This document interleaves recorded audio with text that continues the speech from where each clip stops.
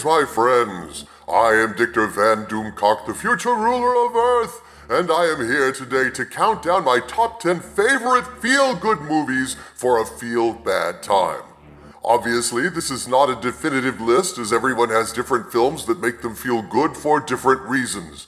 Some actually feel good watching disaster movies, or heavy dramas, or over-the-top crazy action movies, or graphic horror movies, and I can see that all of these things are fabulous to watch. There are at least 100 movies I could have put on this list right off the top of my head, like Wrath of Khan, Empire Strikes Back, Back to the Future, Lord of the Rings, Terminator, Rocky, Jaws, Who Framed Roger Rabbit, Groundhog Day, Crimson Tide, all of the blockbusters that make every single top 10 list. But these are obvious choices. And for this list, I wanted to pick movies that are a little less obvious. Movies that maybe you haven't seen as many times as you've seen those. Everyone knows how difficult these times are, my friends. Political upheaval, technological upheaval, division and mistrust and isolation and fear. For times like these, we need to be reminded that life is worth living, that joy still exists. And so I've made up this list of movies that always suck me in and pick me up no matter what mood I'm in the hopes that this list will inspire you good folks out there to feel better in these troubling times. I look forward to seeing your recommendations in the comments, and I ask you to please leave comments or at least a click of the like button, because YouTube discriminates against videos that don't have engagement these days. But enough of this preamble. Every movie on this list is a pop culture KO of the highest order, and so, without further ado, here is my countdown of my top 10 feel-good movies for a feel-bad time. Number 10, Die Hard. Die Hard is an absolute masterpiece of hard-ass action thrills and one of the best Christmas movies ever made. It only clocks in at number 10 on the list of top 10 feel-good movies because while it has a very happy and exhilarating ending where the bad guys get what's coming to them, the hero limps off into the sunrise with his wife on his arm and a new best friend in police officer Al, and the obnoxious reporter gets punched in the face by a girl. Die Hard does have a lot of explicit violence in it, and violence isn't really what this list is about. Nevertheless, this tale of a New York cop who gets trapped in a violent assault on his wife's company Christmas party is full of laughs, twists, and thrills that are absolutely guaranteed to put a huge smile on the faces of action fans everywhere, and I'd like to include as many genres on this list as possible. This is the first and the best of the action hero trapped in a bad situation genre, which also includes Keanu Reeves in Speed, which is an outstanding movie in its own right. But arguably, this is the film that made Bruce Willis a star. As John McClane, Willis channels a kind of wisecracking everyman vibe that anchors the otherwise fantastic plot with a realism that dials the intensity up to 11. Alan Rickman gives a legendary performance as extraordinary thief Hans Gruber, with a classic death scene as he plummets to his death, firing up at John McClane with a level of "from hell's heart I stab at thee for hate's sake" intensity that has rarely been equaled, but never surpassed. And rounding out this distinguished cast is William Atherton as Dick Thornburg, the most obnoxious reporter in cinema history. If you're a fan of balls-to-the-wall action, then yippee-ki-yay, motherfucker! This is the feel-good movie for you. Die Hard clocks in at number 10. Number 9, E.T. E.T. comes in at number 9 on our list, a heartfelt valentine to the lonely, the lost, and everyone who has ever gazed up at the night sky in wonder.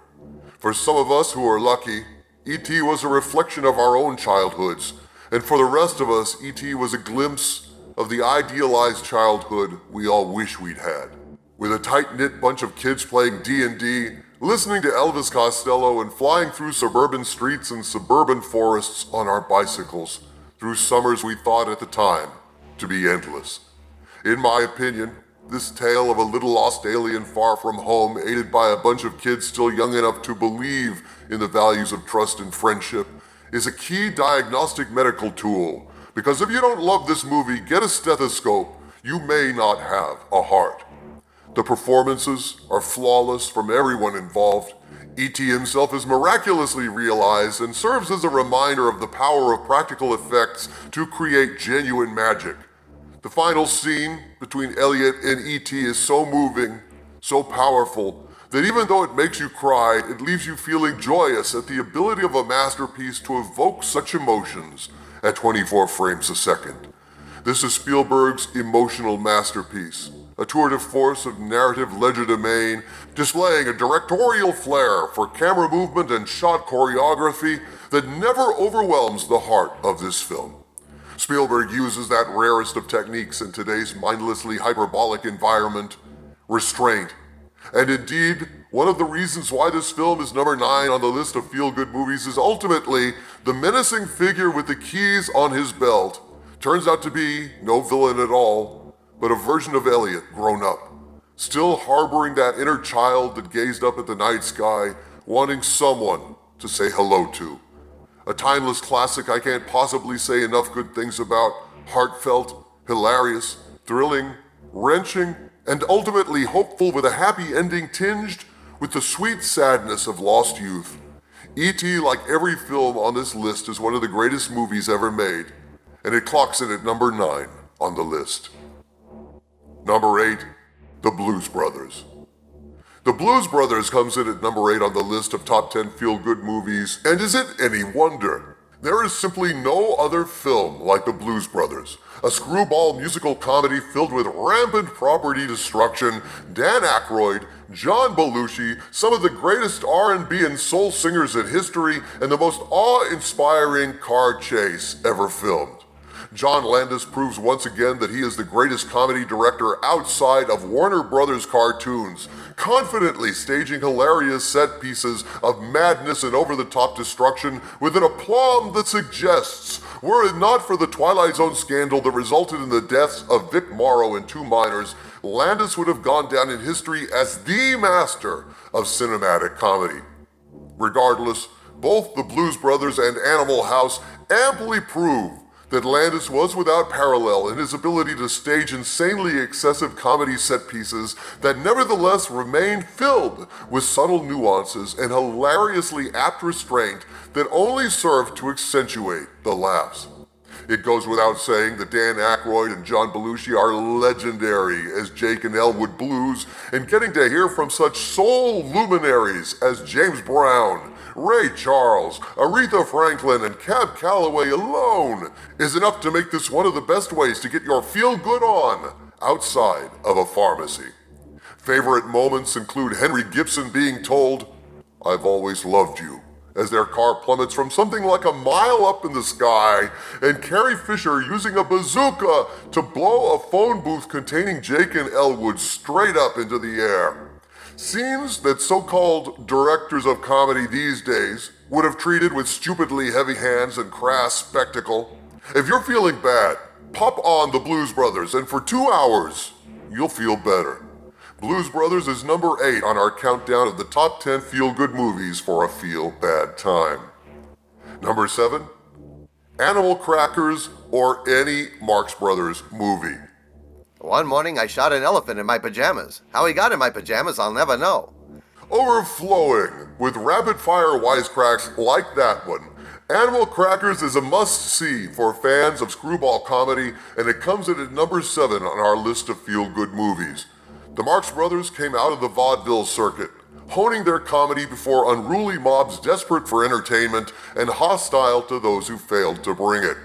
They learned their lessons well, and we can thank our lucky stars they did, because their greatest performances were captured for all time in a series of movies that cemented their status as legends. It's hard to go wrong with any Marx Brothers movie if you're in the mood to smile, but out of all of them, my all-time favorite is Animal Crackers, with Groucho playing adventurer and shorer Captain Spaulding, the African explorer, who gets introduced into high society to hilarious effect. Groucho, Harpo, Chico, Zeppo. Watching these comedic masters at work is like watching a live-action Warner Brothers Looney Tune, and indeed, Groucho was acknowledged by the animators in Termite Terrace on the Warner's lot as one of the inspirations for Bugs Bunny. Groucho's rapid patter wit coupled with barrages of absurd non-sequiturs, is at the heart of the Marx Brothers films, and for fans of zany action steeped in sly wit and acerbic asides, you can't go wrong with Animal Crackers. This old-fashioned zaniness in a black and white movie, being humorous nonsense at its most basic and non-politicized level, has a universal appeal certain to leave anyone who possesses an appreciation of the absurd feeling good about life at the end. In a feel-bad time, you can't go wrong with Animal Crackers, and it clocks in at number 7 on our list. Number 6, The Little Mermaid. The Little Mermaid is absolutely magical. A Broadway quality musical made back in the day when a Disney film was something you actually looked forward to, and it comes in at number 6 on our feel-good countdown. This film is so damn good, it will break your heart. I fell in love with Ariel at first sight, and I've never fallen out of love with her since.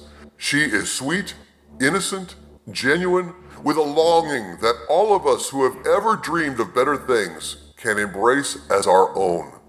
And the miracle of Ariel is that due to a perfect intersection of brilliant writing and flawless performance with an unforgettable musical score, Ariel manages to be sincerely adorable without succumbing to the saccharine mawkishness of lesser Disney princesses.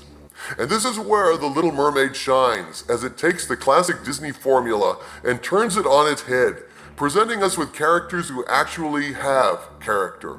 A plot that manages to surprise us and genuinely engage us, and witty classic songs that serve to advance the plot, reveal emotions too big for mere words, and force us to sing them over and over in the shower ever since. Sebastian the Crab is Jiminy Cricket with cojones, Ursula is both amusingly wry and terrifyingly malevolent, and even Prince Eric manages to have a personality in the thankless Prince Charming slot. Two of my favorite moments in this favorite film are Ariel's song in the grotto, singing part of your world as she expresses her longing to reach beyond the confines of her watery world to see how the surface people live. This song is stunningly beautiful, but coupled with the symbolism of the light shining down from the surface and the descending darkness of the grotto, symbolizing the brightness of her lofty aspirations versus the deep blue reality of her daily drudgery, the sequence is one of my favorite animated performances of all time, right up there with the heartbreakingly beautiful I'm Wishing sequence in Snow White, with the echoing ripples in the well, the doves startled by her echoes which magically begin harmonizing with her, and the appearance of Prince Charming over the wall which sends Snow White fleeing up the stairs, only to be serenaded by the prince as she gazes down at him adoringly from her balcony. The other moment that gets me is the finale of The Little Mermaid, where Ursula gains ultimate power, and as jaded and supervillainous as I am, I was genuinely at the edge of my seat as I couldn't imagine how Ariel and the prince would possibly survive. You want a feel-good movie, friends? Look no further than The Little Mermaid, then move on to number 5 on our list. Number 5, The In-Laws.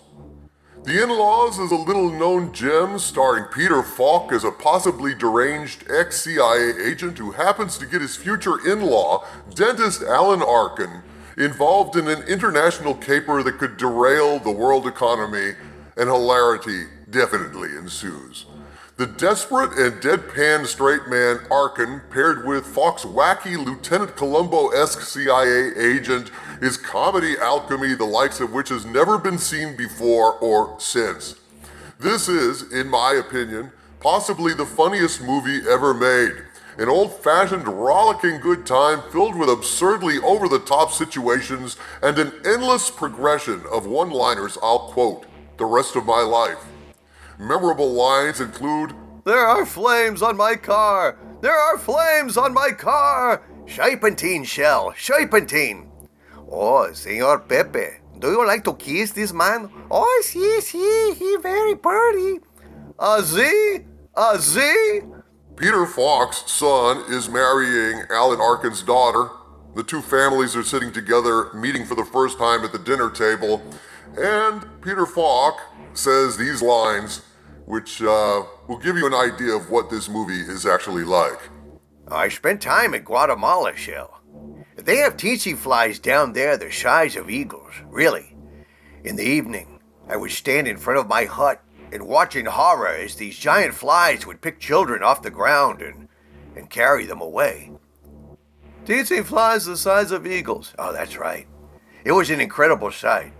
Peasants screaming, chasing these flies down the road, waving brooms. You can imagine the pathetic quality of this, waving these crudely fashioned brooms at these enormous flies as they carried their children off to almost certain death.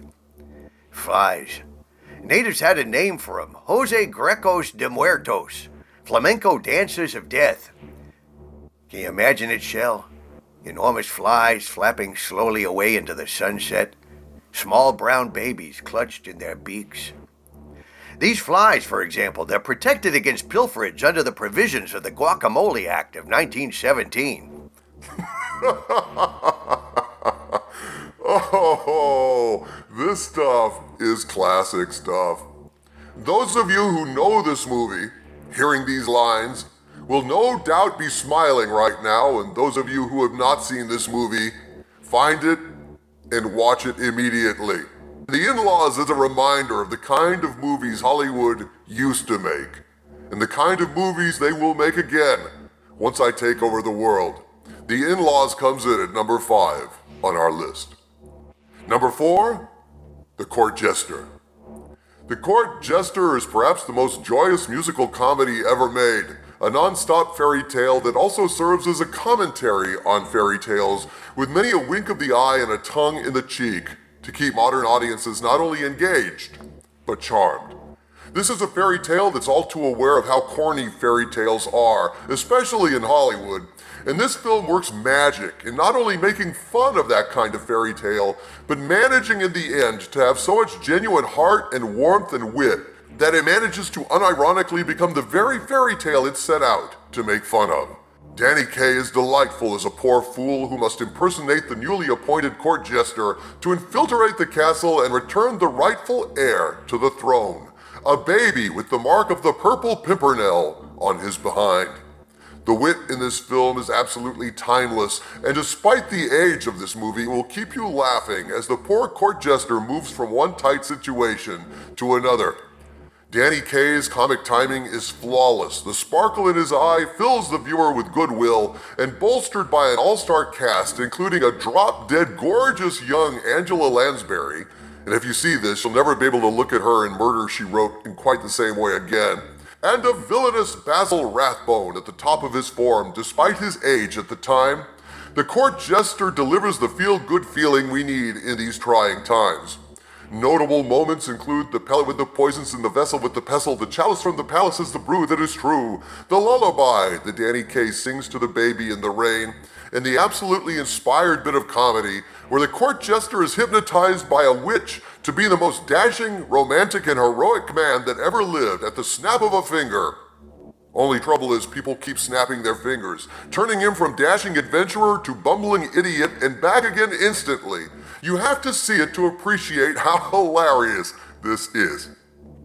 And finally, this film, despite being a comedy, has one of the best sword fights in history in it as Rathbone and Kaye fight to determine the future of England.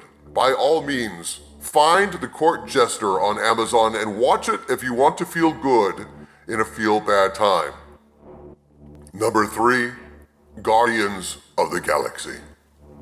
Guardians of the Galaxy is an explosion of exuberance the like of which has not been seen since Star Wars exploded on screens in 1977, and it remains, if not one of the greatest films ever made, certainly one of my favorites of all time. This film has more joy, more heart, and more soul than any other film in the MCU. The characters are well defined, the action is solid, but what really distinguishes this film is how much it contains of that previously thought to be extinct element that once upon a time used to be referred to as fun. Marvel superhero movies on the whole have been pretty amusing affairs all told, but Guardians of the Galaxy is an absolute funhouse, and around every corner is yet another surprise certain to bring a smile to the lips of anyone whose inner child has survived the wholesale slaughter of our dreams by Hollywood. The film opens up with one of the saddest moments in any Marvel movie, when young Peter Quill has to say goodbye to his mother, who lies dying in a hospital. It's a truly heartbreaking scene that makes you wonder, what the hell, did I just wander into the wrong theater? I thought this was a Marvel movie. Peter then runs out into the night, away from the hospital, away from the reality that he has lost his mother, and he promptly gets abducted by an alien starship. This is a miserable beginning for any film, a beginning that most films would not be able to recover from. And then we cut to an alien world as a mysterious figure in a weird helmet pops a cassette marked Awesome Mix #1 into a Sony Walkman and begins kicking ass and dancing to Redbone's Come and Get Your Love in a sequence that is so filled with sheer cinematic joy, it makes you not only forget the horribly sad opening, but embrace it as you embrace a world that can create a movie as inventive, ebullient, and quirky as Guardians of the Galaxy. This is a film that makes you remember why we go to movies, not to be lectured to, not to be educated or indoctrinated, but to be entertained. And by God, Guardians of the Galaxy is one of the most entertaining films I've ever seen. This is the very definition of a feel-good movie. And if cowbell is the prescription for a fever, Guardians of the Galaxy is the prescription for doldrums, humdrummery, and the quarantine blues. It will remind you that as recently as 10 years ago, Hollywood could still make something fun, and fill you with optimism that one day some kid who saw Guardians of the Galaxy will go to Hollywood and make something like it, remembering Baby Groot dancing to Ain't No Mountain High Enough, and realizing that fun is not extinct after all. This kid will be determined to splatter it anew across theater screens all over the world. Filled with hilarity and bittersweet melancholy and action and characters you genuinely care about, Guardians of the Galaxy made me feel like a kid again, and I love everything about it. Moving as it does from the saddest moment in a boy's life to dancing in sheer joy to Come and Get Your Love, it's a reminder in dark times that things do get better. There is light at the end of the tunnel, and we're all lucky to be here. I recommend it as a true feel-good movie in a feel-bad time. Number 2, Ghostbusters. Ghostbusters is that rarest of films, a comedy horror movie that works on both levels. This beloved classic simply can do no wrong. When it wants to be scary, it's scary, and when it wants to be funny, Bill Murray, Dan Aykroyd, Harold Ramis, and Ernie, that's one big Twinkie Hudson, delivers the laughs. It's impossible to watch Ghostbusters and not get sucked into its infectious goodwill as paranormal investigator Dan Aykroyd and womanizing con man Bill Murray realize there are big bucks to be made in trapping and confining ghosts, and they set about advertising as supernatural exterminators, ridding the Big Apple of its paranormal pests. Unfortunately, by the middle of the movie, mad scientist Egon and true believer Ray realize that said paranormal pest problem is spiraling way out of control. Something has gone wrong in New York, paranormal activity is spiking like crazy, and it looks like only these scammers, calling themselves Ghostbusters, can save not only the Big Apple, but the world. Chemistry in film casting is not an exact science, but when it works as it does here, it's exactly art. You haven't seen a cast gel like this since Roddenberry put Shatner, Nimoy, and DeForest Kelley on the bridge of the USS Enterprise, and watching Murray, Aykroyd, Ramis, and Hudson play off each other, moving from strength to madcap strength with a timing so perfect it'll make you believe in intelligent design, this will lift your spirits and haunt your memories. The opening sequence in the library with the ghost is genuinely spooky. The proton energy accelerators they wear on their backs are damn cool. And when they first fire up Aykroyd's pack, it's a hilarious moment in the elevator as the others scoot away to the far elevator wall from the ominously throbbing nuclear reactor strapped to Aykroyd. Like a few feet would help. And professional dickweed and environmental safety official Peck, brilliantly played by William Atherton, who perfects the dickweed persona he first developed in Die Hard, is a great foil for our Ghostbusters and the butt of one of the greatest insults in movie history. Memorable moments include, "He slimed me," "I'm terrified beyond the capacity for rational thought," Everything was fine until Dickless here shut down the containment system. Is this true? It is. This man has no dick. Let's show this prehistoric bitch how we do things downtown. The Stay Puffed Marshmallow Man. There is no Dana, only Zool. I am Vince Clarkto. You will all perish in flames. How can you not love a movie with a white hearse with sirens, fins, and a ghost with a circle slash painting on its side? Add to that the lovely and talented Annie Potts as a hard-bitten secretary, and you've got a reason to smile in a feel-bad time. Ghostbusters comes in at number 2 on our list, and now it's time for the best feel-good movie of all. Number 1, Raiders of the Lost Ark. Raiders is not only Steven Spielberg's masterpiece, it is one of the top 10 greatest films ever made. A bravura display of directorial power that has never been equaled. Every frame of this film, every beat, every performance is flawless, and the first 10 minutes of Raiders has more heart, action, and thrills than most films have, period. Harrison Ford is a revelation as archaeologist adventurer Indiana Jones, a tough-as-nails hero who nevertheless bleeds and feels out of his depth at times, and from the dissolve from the Paramount logo into the mountain in the distance to the final shot of the massive warehouse where the Lost Ark comes to its anonymous end, Raiders is a thrill ride that never hits the brakes and never lets you off. That's not to say this movie is non-stop action like modern movies, no. This is a movie with rhythms, beats, pauses, and asides, but the humor, the visual gags, the little character moments that endear these characters to us and make us care about them are introduced without ever sacrificing an iota of narrative momentum. The visual flair displayed by Spielberg here is breathtaking. He moves his camera like a conquering hero with a deft arrogance and confident assertion that absolutely puts modern directors in their place and reveals movies like the Bourne series to be the shams that they are. The truck sequence is one of the most disciplined, thrilling, beautifully shot, and impeccably choreographed sequences in film history. A graduate lesson in directing a complex action scene with such meticulous attention to detail that viewers understand the geography of the action, understand where everything is, what is happening, and why it's significant to the story.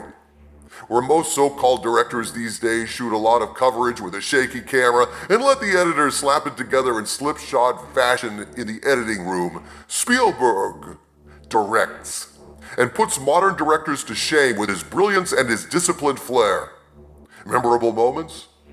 All of them. Too many to count. Raiders of the Lost Ark is a feel-good movie not only because the good guys win and the bad guys literally get their heads exploded by God himself, but because seeing such dazzling genius is something that will fill you with exuberance and joy, make you applaud, exulting in the mere existence of a film as perfect as Raiders of the Lost Ark. And that's why I'm putting it as number 1 on the list of feel-good movies for a feel-bad time. Other notable candidates for this list included Spinal Tap, Pulp Fiction, and Star Wars. But I didn't have the heart to put Star Wars on here, not anymore. Sadly, there's nothing feel-good about Star Wars anymore. And there you have it, Xanadu Mirrors, Dominions, Doomentites, and Archvillains. My list of the best feel-good movies for a feel-bad time. Obviously, as I said before, this is not a definitive list, since different things make different people feel good, but it's my list, presented in the hope that it will help make some of you feel better in these challenging times. When I take over the world, as I am fated to do, everything will get fixed, Hollywood will be put in its place, and our modern myths will be restored. But until that time, this is Dictor Van Doomcock bidding you all, my friends, stay safe, stay healthy, and above all else, stay angry.